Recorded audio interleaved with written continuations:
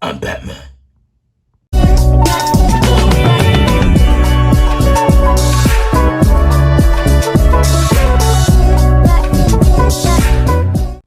Hey guys, this is my custom Hush Batman.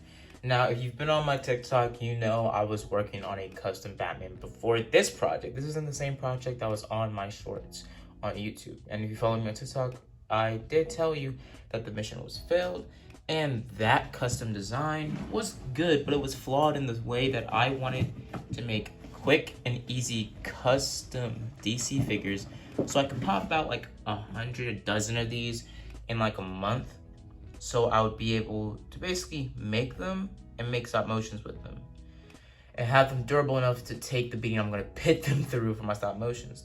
This was the old design and it was pretty flawed. It looks really good and aesthetic, but it takes a while for it to be made, and I want to be able to make these things really fast. So yeah, but it had pretty good articulation. It just took a while for it to dry. Also, the paint chipped out of it really quickly. So that's done. But other than that, this is my custom Batman. I ended up doing this design with the felt. And if you've been on my YouTube and you've been a pretty solid watcher, I did customs like this in the past, doing a felt custom review. It did turn out really bad. That's why I do my customs and make a video on them afterwards, because either ideas don't work like the one I just showed you, or ideas just don't look the good way I want it to look. So yeah, so this is basically my basic body I'm gonna be making my DC figures out of, because this is the beginning of about a whole line of DC figures I'm gonna make. I'm gonna make Plastic Man, Superman, Green Lantern, Aquaman, anybody. But I want you guys ammunitions in the comments on what other DC characters should I make in this type of, pretty much action figure design. And this is pretty easy to make yourself if you're artsy, and if you want to challenge, you can probably make this yourself, because all you really need is, well, these are all the things you need for this custom. So you need a lot of the paint and more the the tin for the smaller bits. Let's take a closer look, like the head. The head sculpt was probably my favorite part of this custom. Plus, it pitted all together with the head sculpt. So basically, I used a mixture of those two paints with the black to make it, that dark blue Hush Batman has. And I used that to make the belt. The belt is cardboard wrapped around, hot glued together. And basically, I made the lines out of blue to give it a little bit of a differentiation between the Hush Batman and just give it a little bit better. But I'll probably repaint this and do a fine Sharpie pen to make it look a little bit more cleaner. But this is more of a cartoon-ish design. So you're probably wondering like the big bulky proportions and not much muscularity. But it has a little bit of, pretty much definition, or a little bit of, I guess, volume to it. Other than my other customs I used felt for, like this. It's like a flat man, bro. Like Paper Man. Throw that away. So yeah, so this is pretty much a pretty good custom. And basically what I used for the body is, well, I said it like 5 times, felt. You use the 2 felt or the 5, 3, whatever felt pieces you need to make the custom, and then you put it together. Now, for the next customs I'm going to make, I'm going to be using clay, Corolla clay particularly, to basically make the head sculpt. For the head sculpt, you're going to need clay, Corolla clay, or just any type of air dry clay. And then you're also going to need tinfoil to make the base. I made a tinfoil head shape, and then I made it a little bit smaller for the body, but then I added clay over it to make it a little bit bigger, because there's going to be a lot of clay over the tinfoil head to give it that bulkiness, to give it that volume, especially if you're doing a unique head design. And the clay bits, I made the ears short, so it basically is a lot more better. I was going to put like wire to give it more stability, but it worked. It works for what it is. Yeah, it works. So yeah, you need tinfoil for the head base, and then you also need, well, some paints to paint it. So yeah, and also you can sculpt in, because I sculpt in, if you see it closely, I sculpt it in the wedge where his mask and his skin, peels off. If you can't see it, look a little closer.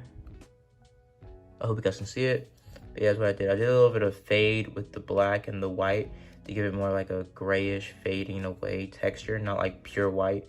Because Batman, some of his eyes and majority of the comics, or not comics, but like more like anime shows don't really have like pure white, have more of a faded, like midnight blue-ish white, you know? But it looks very menacing when he's looking down. Also, if you can see it, it's a black hue to the rest of the dark blue mask. So it's more like a forward shading. So it has like a little bit of an ominous feel to it. So it's like a forward black shading in the front with the rest of the mask being like a blue. So I like that. So you can put a lot of paint designs or paint-esque things on the head sculpt. The majority of the body is, well, felt. Now, I am going to add the bat, arm things later on, but right now, I just like how it looks right now.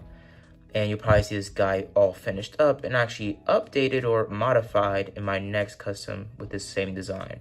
Because I really like this design and how it came out. And I think I already showed you what you need for the custom. And I already told you why I made this custom. To basically make a bunch of figures, or DC figures I particularly like, because there's not a lot of DC figures that are at affordable prices, that are actually good at articulation, and are actually aesthetically pleasing in certain events. Because honestly, McFarlane's is good, but the scaling is very, very off. And I'm more of a 6-inch, 5-inch action figure collector. I don't like 8-inch or 7-inch figures. I don't really like those type of figures. And I like more like pocket holdable figures, like this figure. This figure is about 4 inches. I measured it as I was making it. It's about 4 inches, almost a little bit higher than the Hiya Toys Batman, the figure I mainly was inspired by, because I love the Hiya Toys Injustice line. I was only able to get the Batman. I saw Wonder Woman and Green Lantern around, but I didn't really want those at the time, and I didn't have the money at the time.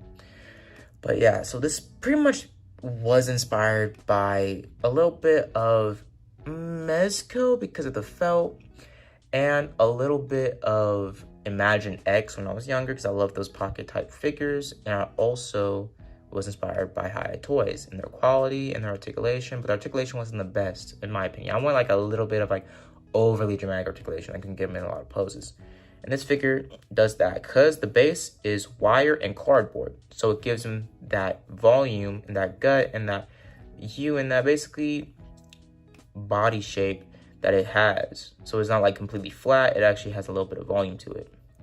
So yeah, you take 2 pieces of wire, or just 2 pieces of wire, and you tighten them up. I use the pliers to tighten up them really tight so they wouldn't be too loose, and would actually have like a really strong grip to the articulation. Also, I put a little wire in the cape as well, and it worked out pretty well. I like the cape, I like the articulation of the cape. The cape could be fixed up a little bit better, but this is my first time trying this design out, and it actually worked out pretty well. I thought it was going to work the best, but it's a pretty simple design and straightforward. I'm pretty sure you guys at home can make this if you get the materials and try to make it yourselves and tag me in it, and I want to see how good you do. It's kind of a project for you guys if you can make it. But yeah, so all you need is, well, paint, clay, and tinfoil for the head. You need a little bit of wire. You need for the body, you need the main thing. You need wire, felt, and cardboard. And felt of any of your colors you're using the figure for, like any colors the character, the figure is based off of, you need those colors and felt, because I have a lot of felt. And that was the main reason why I made this custom, because I had a lot of felt, and I didn't want to make the clay figure and not use that felt at all, just have it in the back of my closet for like, because I mainly use it lately for like action figure props, like action figure blankets or pillows, using cotton for that. I actually will be making a pillow tutorial if you guys want to see that. But it's pretty straightforward. Just if you know how to stitch, just stitch 2 pieces of felt and put a cotton ball in between, and boom, you got a blanket, a figure blanket. Just scale it up at the right size for the figures you're making it for. But let's just go over the articulation before I cut out of here and show you some size comparisons. So articulation head to toe is all on wires, but it's also kind of inherited by, well, the build of it. Like, it has a build. It's not like just a wiry mess. So it goes up pretty far. Also, you need hot glue. I am so sorry, I actually just skipped over that. You also need hot glue, because you need cardboard, hot glue, wire, paints, clay, and tinfoil for the figure, and also, well, felt. So you go all the way down. You goes that up, like I showed earlier. It goes side to side, and it pretty much has endless amounts of articulation on the head. Now, arms. It goes up that far, and I actually might do or try to do like, maybe like, you know how, like, I can't remember what it's called, but like a latex type of material over the arm joints and then pit the carpet over it. For the limbs, is going to be bending over.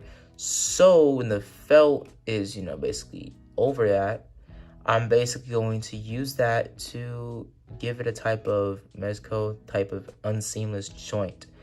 But I'll try that on my Superman custom, or my next custom you guys decide I should do in the comments. So I also use Bendula for the hands to give it a type of articulated hands, because I don't want to do no interchangeable hands, because I suck at my own custom accessories if it's not on a actual store-bought figure. Like, I make extra accessories and extra webs for my Carnage figure, and it turned out pretty well. So articulation can go up that far, down that far, inward that far, front that far, back that far, and go all around, but the cape around it.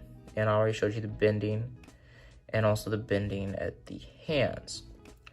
Now, also the torso area, it goes down that much, not much, because there's a lot of clay, and this is not like clay, but a lot of felt. So basically what I'm gonna suggest you guys, just try to, I guess, be better at what I didn't do. And it was pretty tight fit over the torso area for the felt. So it goes back that far. It goes back pretty okay. The torso articulation isn't the best.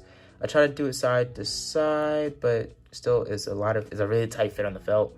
So I'm probably gonna try to do better on that in the next scale. Plus there's also hot glue on the side, because I was pretty heavy-handed with the hot glue doing this custom. Because, well, you gotta understand, this is my first time trying this design. I sketched over this design for like about 2 hours trying to figure out if this would really work the best way I wanted it to work, and it did. Just have to figure out the bad points I used for this figure and do it better the next time. So the leg articulation goes up that far, pretty nice. Push it a little bit more, goes back that far, goes back a little bit far. Yeah, it goes back that far, goes outward that far. Gotta fix out those gaps. I'm gonna fix those gaps in the next custom. Put them down. That's leg articulation. Torso articulation, like the crotch area, none of that. But it goes down that far for the leg articulation, and up that far, and also a calf bend or a rocket pivot or whatever. And also the knees bend, still a little bit of gappage, but it works for what it is. And yeah, that's make So it's a pretty good articulated figure, and it's pretty highly articulated for it being made for you. For my needs, I needed to make a custom for a stop motion line of DC figures I'm gonna make.